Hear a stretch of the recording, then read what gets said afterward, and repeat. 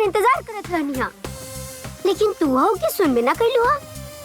जल्दी से हमार केसवा द, ना तो घूसट बुढ़िया के पता चली ना तो हमनी के सारा खेल बिगड़ जाए। अरे बाहर निकल। अरे वो बुढ़िया भी है ना, ऐसा नहीं खे बाहर गइल बिया कहीं मारे हो रहा है। ना दीदी, हम बाल पहन के ही बाहर निकलब। अरे बाहर निकल ना, नहीं खे बुढ़िया। पक्का ना? पक्का। ठीक बा, आवत है। अरे डबलुआ, चाची हाँ चल। ए बबलुआ, अरे है नहीं आओ। अरे है डबलुआ लड़की बन कर का चिल्लात हो? हमरा घरे का बोलो? अरे नीचे आओ, आओ नीचे आओ। दादा रे दादा, का होई? के साथ फंस गई। चलो जल्दी चलो, चलो। का बोलो? अरे बबुआ देख, ये डबलुआ ही गुड़िया बन करके आई रहल हो। हमार सोलवाना सच निकलल। और तो और आई तोर मेहरारू एकरा साथे मिलके हमरा साथे खेल खेलत रहलिया। अरे बाप रे बाप, छोड़ी का करता नी? अरे बाबुआ सबसे बड़का दुश्मन हमारी बिया। अरे बाप रे बाप, हमरा से कह दिए चाची जी हम डबलू से बात ना करीला। अरे हम का जानी कि दोनों देवर भौजाई मिलके बुआ पकावत रहलिया सर। आई हमर दुश्मन रहला साथे साथे यो हमर बड़का दुश्मन हो गइलिया। अरे भला बताओ, जाऊना पतो के हम चूल्हा छुआई 501 रुपया देनी, उ देखाई 501 रुपया देनी, उहे सब मिलके हमारे बलाल से लगावत रहला सरे दादा। हे भगवान, ए धरती तू फाट जा, हम तारा में घुस जाई। आई रे दादा। चाची जी, इतना ड्रामा काहे पसारता नहीं रहुआ? इनमें का गलत हो गई? बेसी मत बोला, बता देतला। हाँ भैया, हमरा कारण हमरा भौजी के कुछ मत कहा, ना तो ठीक ना होई। ज्यादा बोल रे, ज्यादा बोल क्या कर तो? हम तारा के लाठी से मार के घर से निकाल दे। अरे सरवा, अच्छा रुको, बताओ। आज आर चाहे पार। अरे रुक जाए। ये क्या करता नहीं रहुआ? पागल हो गए बानी का? छोड़, देवर है हमार। रे बबुआ, सबसे बड़का जड़ी है बिया लफड़ा के। एकरा के पता कर कि कौन है, कहां से आइल बिया, पता कर। तू लड़का हो ना? अरे छोड़, सच्चाई पता चल रहा है। पुलिस से पकड़ा के एकरा के जेल भेजवाओ। एक नंबर के फ्रॉड भी आई। अरे बाप रे, पुलिस! कहाँ गई? अरे रुको ना। भागल, देखा था चोर के दाढ़ी में तिनका, पुलिस का नाम लेता भाग गई। अरे बाप रे बाप, अरे एगो हम जान, हमरा खिलाफ इतना बड़ा षड्यंत्र रे दादा। कैसे षड्यंत्र चाची जी? रवा सब लोग जॉनी छोट लेगा के साथ करत आनी ना, इस सबसे बड़ा अपराध है। अगर पुलिस के पता चली ना तो सब लोग उनके हथकड़ी लगा के ले जाए। बुला लो पुलिस, यो काम बाकी रहलो, यो काम करवा दे दुश्मनों खातिर। बुलाओ पुलिस। दुश्मन ना हो, देवर जी हाँ हमार। अरे बाटल भाई पड़ोसी पटीदार हला, पटीदार रवा खातिर रही, बाकी हमरा खातिर हमार बेटा नियन बिया। अच्छा इतना हमदर्दी। काहे ना होई, हम भौजाई है ओकर। और तो जा वही करी, जा। हाँ भौजी, अब हमरा लगे जवन घर में ऐसन पनौती बुढ़िया रहे ना, ओ घर में ना रहे की चाहिए। हम पनौती ते बड़का मन हुसवे रखे के मन तोरा भौजी के ले जा अपना भौजाई के जा। अरे जानू, हमरा मुंह से गलती से निकल गया। अरे तू हमार सोना हो, तू हमार जानू हो, तू हमार काजे लगवा दे हो। जहाँ रवा के इज्जत न मिले वहाँ 1 सेकंड ना रुके के। आई अरे ऐसे काहे बोलत हो? हम सब जनता नहीं राउर मन के बाद हम ना रहे। अरे हम गोड़ पकड़तला, मत जा, छोड़ के मत जा। सुना ना हमार बात। अरे हम मर गए, मत जा, छोड़ के मत जा। अरे बुढ़िया, अरे चाची। अरे मेहरारू के गोड़ पकड़ के निहोरा करता रे, खानदान के नाक कटावता रे, मेहरारू का पिछला गो। चलो भौजी, ये लोग तारा लायक नहीं थे। चलो। ए जानू, अरे हो अंग्रेजी में क्या कहला? हाँ प्लीज, जानू प्लीज, जानू।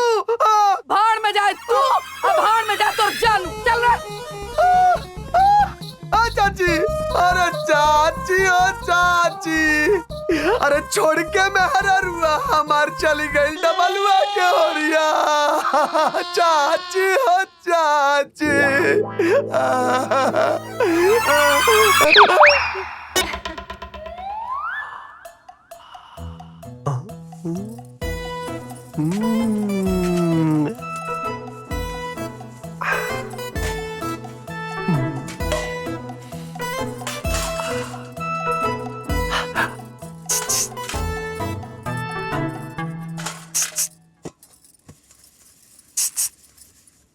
सुना ना?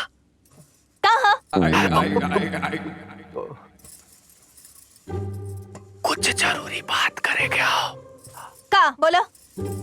तू हमार सोना इस मेहरारू बाड़ू हो, और जब से तू वहां चल गल बाड़ू ना, हमरा बहुत दिक्कत होता। हाँ, अगर अनजाने में हमरा से कोनो गलती भालो ना तो हमरा के माफ कर दा। अब आई तेर चलिए बा। हाँ हम आई कि ना एकर फैसला देवर जी करी। अरे मेहरारू तू हमारे हो, तू कौन फैसला करे वाला? काहे से कि भौजी अब हमार हिस्सा में आ गई बानी। काहे भैया तेरा डर लागता का? अरे चुप रहो, चुप रहो, चुप रहो। अरे मुझोसा, तोरा सर में क्या बात? तोरा से छोट तोर भाई तोरा के धिकारा था। आए आते मेहरारू के फेरा में थूकल थूक चाटे जाता रे। आए अरे लोग आन बान शान खातिर सूली पे चढ़ जाला। आते मेहरारू के नहीं किस बुला सकत। अरे फूल ऐसा मेहरारू हम कैसे भुला जी चाची? ओह भाग दे जरवा। हम कैसे भुला जाई? अरे मेहरारू के माया मोह छोड़। तोर मेहरारू सीता ना रावण के तरफ जाके सुपने खा, ओकर बड़ी सुपने खा। अरे बुढ़िया, तहार हिम्मत कैसे हो गई हो? तू हमार फौजी के सुपने खा बोलबू? अब तरह के ना छोड़ो, अब तरह के मुआ के बता। हमारो हाथवा में ना दही नहीं खे जमल। आज हम तोरा के ना छोड़ब। रुक। अरे जाई दी ना देवर जी, उनका मोह मत लागी। आज हमें करे के ना मानो। रुक। आवा आवा। बड़ी मन बढ़ गइल बा। रुक। लो। अरे देवर जी ना, अरे छोड़ दी ना।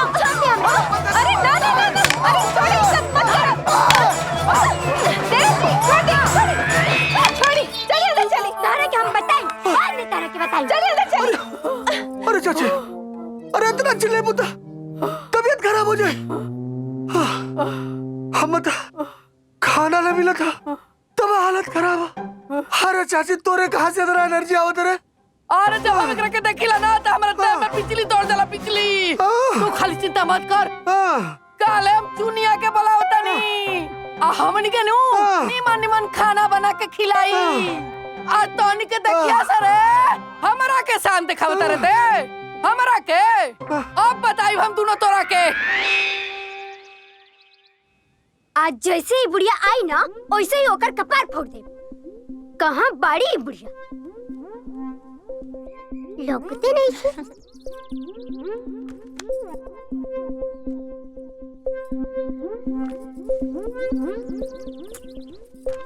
छोड़ी सब। चली, बदमाशी बहुत हो गई, पढ़ाई करी। का भौजी पढ़ाई के पीछे पड़ गेलू? बाद में पढ़ाई करब। हम कहते नहीं ना, हम जाए बाजारे और बाजार से लाई चॉकलेट बम। आ चॉकलेट बम के बुढ़िया के बाल में बांध के फोड़ दे हम। ये सब ठीक ना हो, पढ़ाई करो। ना करब पढ़ाई। ठीक बा, रोजौन मन करे कौन करो।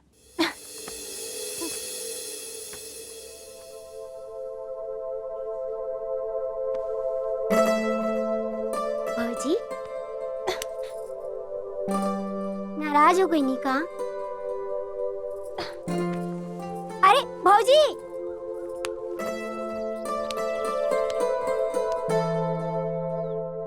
भौजी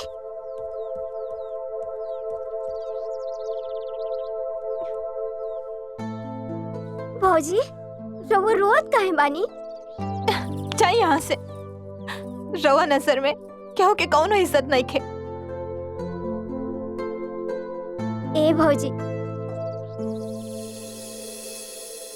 जन्म से पहले पापा मर गए, पैदा होते ही माई मर गई। हमरा के तो केहू से प्यार न मिले, बाकी राउर प्यार पाके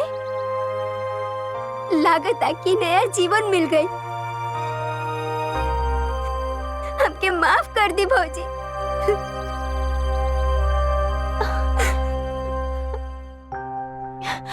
अरे बेटी, रवा काहे रोता ने और रवा हमार बात काहे नहीं की मानत? भौजी, हम राउर कसम खा के कहता नहीं कि हम पढ़म, जरूर पढ़म, बाकी रहुआ मत रोई।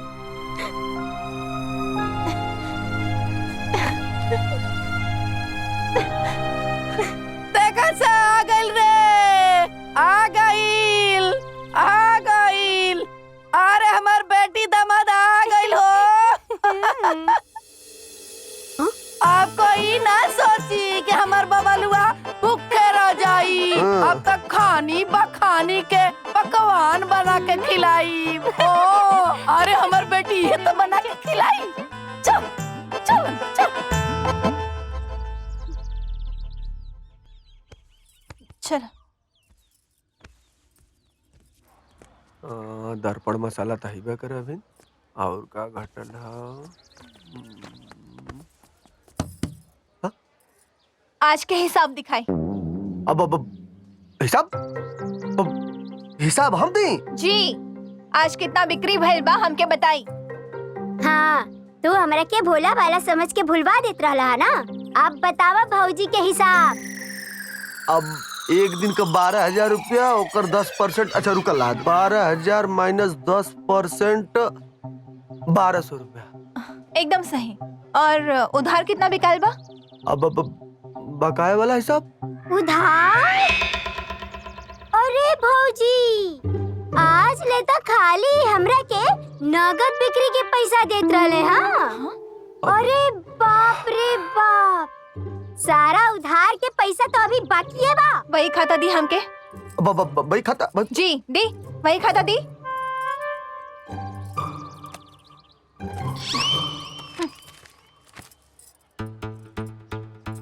हर हिसाब अब देखा तू। हाँ,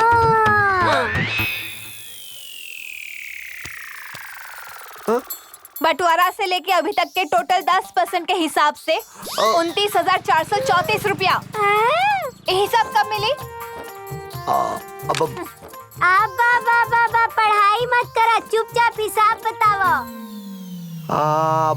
कहीं करता नहीं। हाँ, हिसाब बताए हमरा के।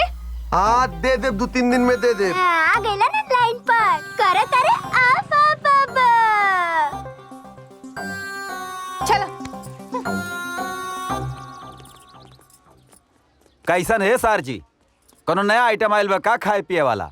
हाँ आयल बा दर्पण मसाला। 3,000 रुपया दा। 3,000 रुपया? वो का होई? कल राखी है, कुल सब सामान लेवे के है, राखी मिठाई ये सब और का। 3,000 रुपया लग जाई? अच्छा, तो अब हमके हिसाब देवे के पड़ी। अब ठीक है, रुका।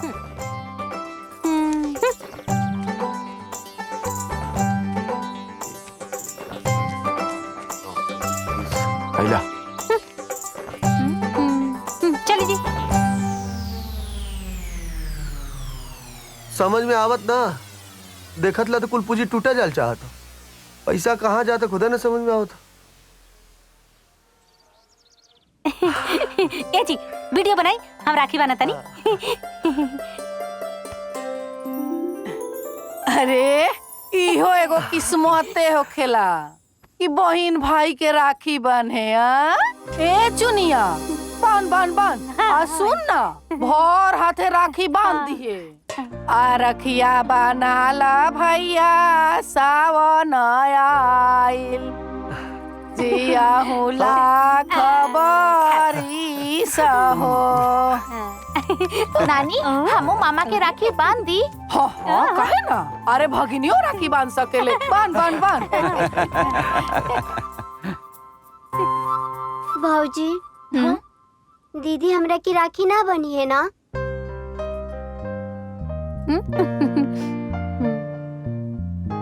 काहे ना बांधी है? बहन है, जरूर बांधी है। चाची ना बांधे दिए।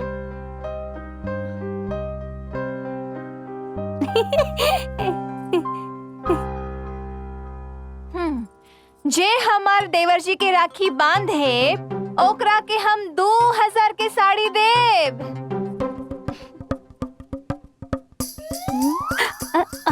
माई 2000 का साड़ी मिला तब बांध दी का?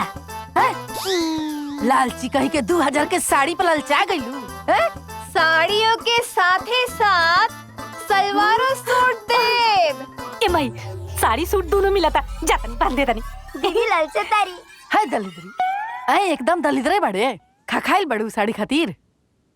जे हमार देवर जी के राखी बांधे ओकरा के 2 जोड़ी कपड़ा के साथ सोना के सिकड़ियों में। आप तो हमके डबल हुआ के राखी बांधने से क्यों रोक ना पाई? हाँ, आजा आजा। रुक देख चुनिया, जहाँ ते हमारा दुश्मनवा देने गईले ना तो हमारा से बाउर केहू ना होई, बता देतन तोरा के। अरे माई खुद तो एगो सगा भाई पैदा कैली ना, एगो हमरा भगवान चचेरा भाई देले हवा, ओकरा के राखी नहीं की बांधे दे। आज हम डबल हुआ के राखी बांध के रहो, हमके दुनिया के कोनो शक्ति ना रोक पाई। हाँ, जाता आई दीदी आई। एक मिनट बैठी, बैठी। एक मिनट।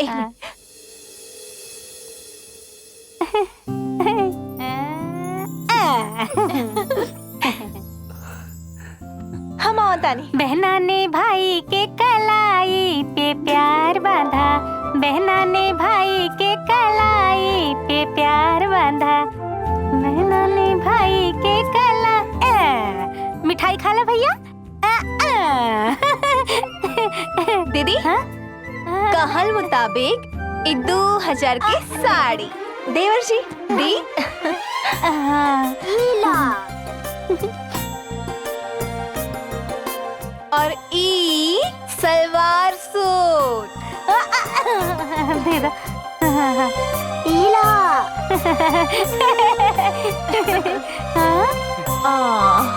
और ई रहल सोना के सिकड़ी। ले देवर जी।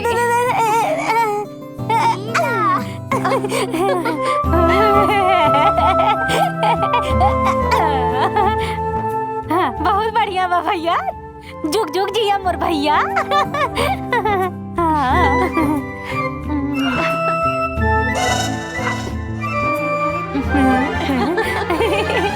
चमक रहा है तेज तुम्हारा बनके लाल सूर्य मंडल, चमक रहे हैं लाखों तारे लाल सूर्य मंडल, बढ़ रही है कीर्ति तुम्हारी, चमक रहे हैं लाखों तारे, बांध तेरा श्रृंगार अमल।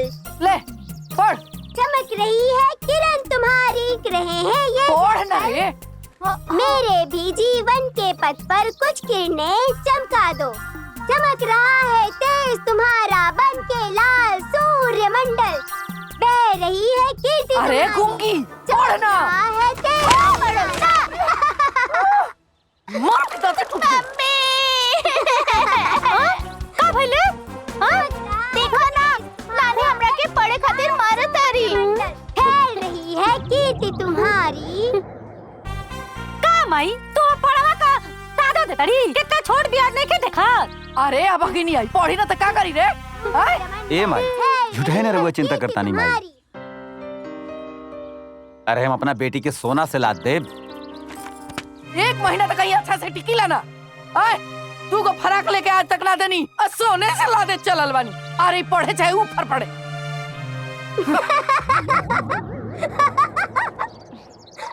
हमरा का ओकरा से जैसे पढ़ाई चाहे मत पढ़ाई। भौजी जानता नहीं आज मुनिया ना बुढ़िया के मार देलस, हमरा तक खूब मजा आइल। वहाँ के रवा खातिर बुढ़िया है बोली ना तो के है? चाची। चाची ना चाची जी का? चाची जी। चलो पढ़ाई करके स्कूल जाओ। भौजी भौजी अरे स्कूल से वापस कहाँ आ गई नी? मास्टर साहब हमके स्कूल से भगा देले। काहे? भगाइया ना। अरे बोतल है बोतल।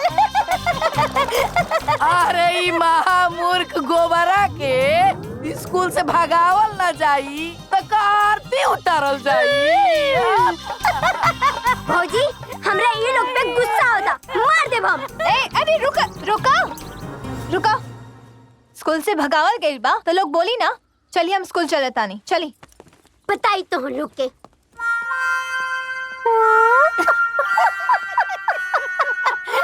गोबरा जल ही जीवन है। आज हम लोग जल के विषय में चर्चा करेंगे, ठीक है ना? यस सर। हाँ आइए। रवा डब्लू के स्कूल से काहे भगावनी? अरे स्कूल में पढ़े खातिर लइका आवले, सीसी बोतल ना आवेला। जब ई पढ़बे ना करी ते के स्कूल में रख के का करब? रवा जाना तानी कि ना पढ़ी ले। अरे बहुरिया, तू एके आज 3 महीना से जाना तारू। हम तो एक अच्छा 1 से लेके अब तक जाना तानी। ये बिल्कुल बदतमीज, चोर और उचक्का टाइप के लइका बाड़े। इंसान में सुधार भी आवेला मास्टर साहब। कुकुर के दुम सुधर सकेला, बाकी ना सुधर सकेला।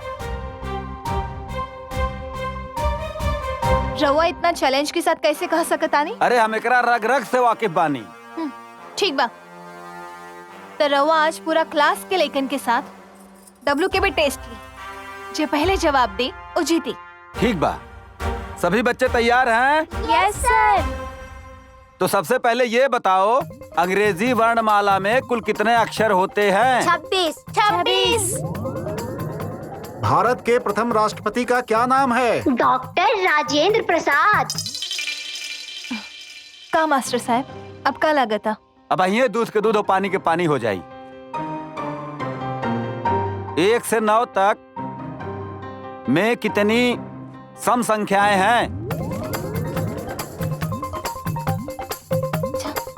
जा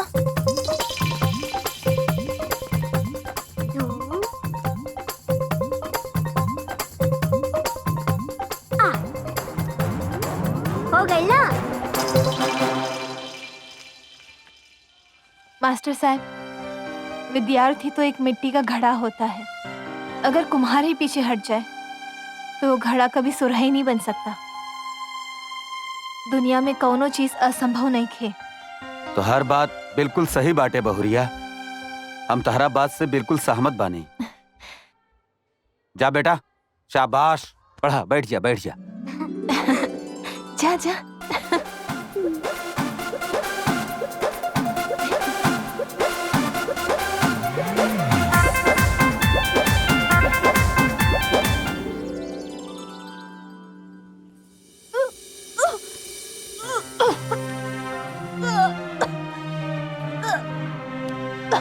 अरे भौजी,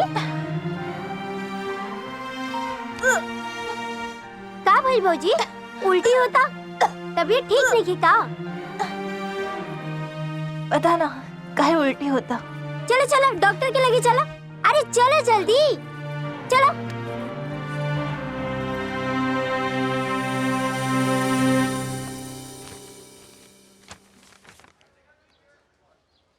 खुशखबरी है, आप माँ बनने वाली हैं। हाँ? हाँ? भौजी, हम चाचा बनने वाला बानी।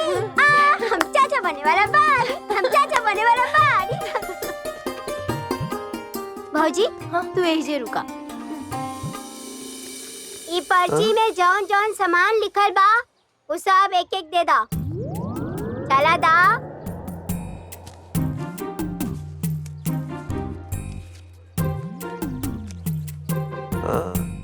लाची छोटी, छोहाड़ा, गरी, किशमिश, बादाम, लावा, खसखस। ई का होइरा? एकर पौष्टिक लड्डू बनी। पौष्टिक लड्डू केकरा खातिर? भौजी खातिर। का है? काहे कि हम चाचा बनने वाला बानी। अच्छा, चाचा बनने वाले। अरे अरे पापा बनने वाला हो? अरे जिया राजा। हेलो हेलो हेलो, अभी तू दुश्मन के हिस्सा में बाड़ा। अभी नो सेटिंग वटिंग। पहले यहाँ से हटेंग हटेंग हटेंग। गो गो। अब एड बलुआ। अरे इससे बढ़िया कहाँ मौका मिली बे? अबे जा। भौजी चला यहाँ से। कहीं और से सामान ले जाओ। चला। चल अबे हाँ डबलुआ, अरे मतलब पापा बन गई ना, पापा बन जीबो, ओहो पापा बन जीबो, अरे मतलब पापा बन जीबो, पापा बन जीबो, पापा बन जीबो। पापा बनने वाले बने हो, खरीदारी हो करा था।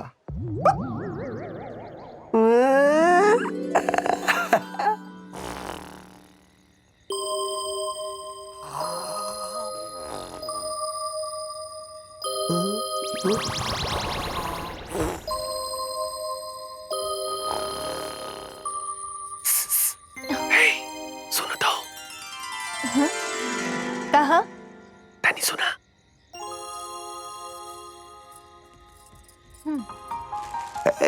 या कहा भाई में लावा काजू किशमिश बादाम 5 किलो देसी घी साथ में फल मिली आला, एक नंबर क्वालिटी, एकदम बेस्ट बा। ई सब तो देवर जी हमरा खातिर किन ले बानी, रवा काहे देता नहीं के है रवा। अरे हम तो हस्बैंड पति देव। खाली रिश्ता बा, कौनो अधिकार ना, काहे कि अभी हम देवर जी के हिस्सा में बानी। Bye bye. सुना सुना ना हमार बात। बोलो। अरे हाँ, अब पहली बार बेटा के सुख मिलल है और तू छीनल चाहता हो। हाँ बाप रे बाप, खुशी तब वहाँ का करता नहीं। चाची का करी। इधर रवा पहले ही सोचे के चाहिए कि रवा के चाची के प्यार चाहिए कि अपन बच्चा।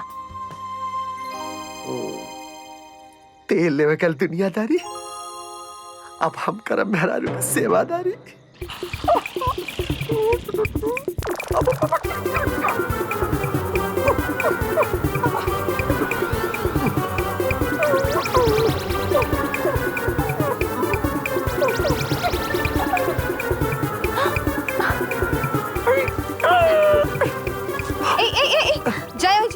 जाए वापस जाए, तुरंत जाए जाए जाए। प्लीज हमके चाहदा ना। एक मिनट, पहले घर के मालिक के परमिशन तो ले ली कि हम आई कि ना आई। देवर जी। जी भाऊजी। पटीदार घर के अंदर आवे के चाहता रे। ठीक बा, जब पटीदार इतना रिक्वेस्ट करता रे तो बुला लो, बाकी उनके के कह दो कि मालिक के हिसाब से चले के पड़ी।